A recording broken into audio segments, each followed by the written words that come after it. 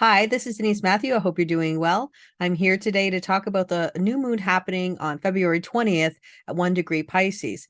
If there's anything I can say about this new moon, it really talks about this idea of authenticity and aligning with your own truth and honoring how you feel. Because with the gate 55 being highlighted, and we also have a full emotional channel like we did with the new moon earlier in the month, it is really activating our emotional wave. And it does talk about, especially with the gate 55, the moods that we have. And sometimes we just don't feel like socializing. And the gate 55 is called the abundance of spirit. And when we talk about spirit, we're giving our spirit to the world. The spirit that we're talking about is ourselves, our authentic selves.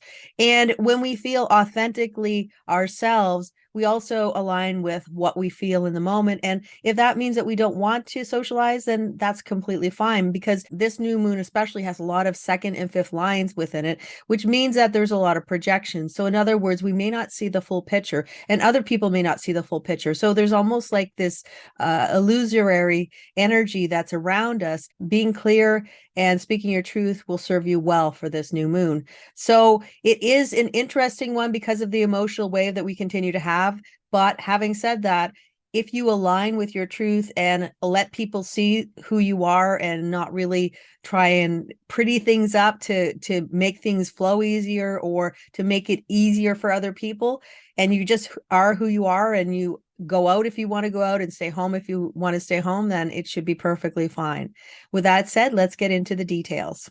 The interesting thing about this new moon is that we have a lot of second and fifth line energy, which I mentioned, and this is going to bring a lot of potential for projection of energy, or maybe not seeing people for who they really are, or maybe kind of projecting our own thoughts on people, or them projecting their thoughts on to us about who we are and what we're actually saying. Ultimately, the most important thing is to be clear about how you feel, what you want to say. And if communication is clear and concise, then there's not going to be as many cross wires as there potentially could be with this new moon.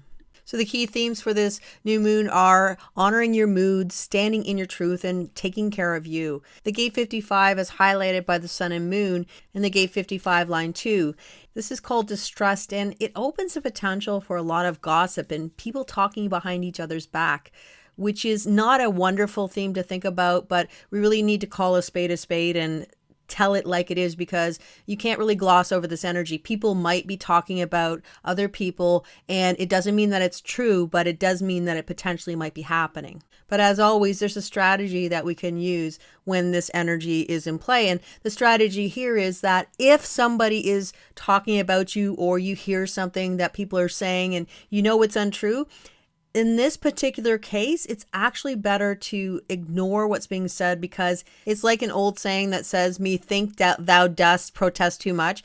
So what that means is that sometimes just your actions speaking louder than your words can help you to align with your truth, because as you know that you are speaking the truth and that you are walking in integrity and authenticity, then just being your honest self and telling people how you feel in the moment, especially with your moods, because the gate 55 can be related to moods, will serve you well.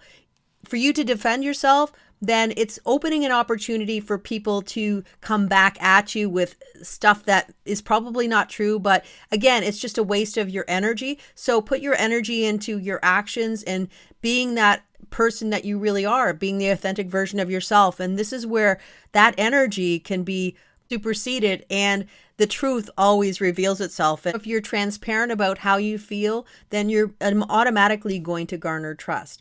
Now, no matter what anyone else says about you, you set the tone when you walk in your truth. With the earth in the gate 59 line 2, shyness, you might be grounding into being alone and being choosy about who you're intimate with, which makes a lot of sense, especially with the energy of the gate 55 line 2. It encourages you to answer the right calls for you. And once again, it's really saying that be social when you feel in the mood, not because other people are trying to pull you out or to do something with them. Aligning with what feels right for you and ignoring the pressure to say yes to something that you don't want to do is definitely going to work to your advantage. Mercury in the gate 19 line 6, recluse, adds to this general theme of wanting to be in your own company or with people who truly understand you. It's also a place of feeling independent and giving to others from a place of want instead of obligation, which is an energy that more of us should be doing. When we give from a place of wanting to give, then it comes from a place of integrity, and it feels so much better for both those who are receiving from us and for ourselves as well. Mars and Neptune are still bringing in the full 35-36 manifesting channel. So that's bringing passion and emotional energy to the whole mix as well, and activating the gate 55 because we have a global definition of the solar plexus and also the throat center. And we even have the gate 30 in play as well, which is one more emotional gate that is bringing that intensity and passion and desire to the collective. With Mars in the gate 35, line 5, altruism, this is where people, again, might be pressuring you to get in an opportunity with them, to lend your hand because only you can do it a certain way. They want something from you, but whether or not it's to your best advantage as well is something you really have to check into, because it may be just an opportunity for them to reap the benefits and maybe not necessarily for you. So ultimately, to thyself be true and check it out. Figure out if it's right for you. If it is, then jump in. But if it isn't, then maybe it's better to wait for another opportunity to show up. And Saturn is in the gate 30, line 4, burnout. And once again, we're reminded to have the right people in our lives, because the wrong people in our lives can definitely burn us out because they're asking for more than we can give. They want things that are not part of who we are. So this really is encouraging us one more time to be discerning about who you spend your time with, because there's potential to get burnt out by people because of this energy being so prevalent. So especially watching your health for the next few weeks is important. So if you have some things that you do to keep yourself healthy, then that will be of benefit to you. Full 35-36 channel activated means that there's a tendency to be driven by our emotions, to get new experiences that will make us feel whole, or we're looking for something that will make us feel something, to fill that emptiness that can come with a gate 55.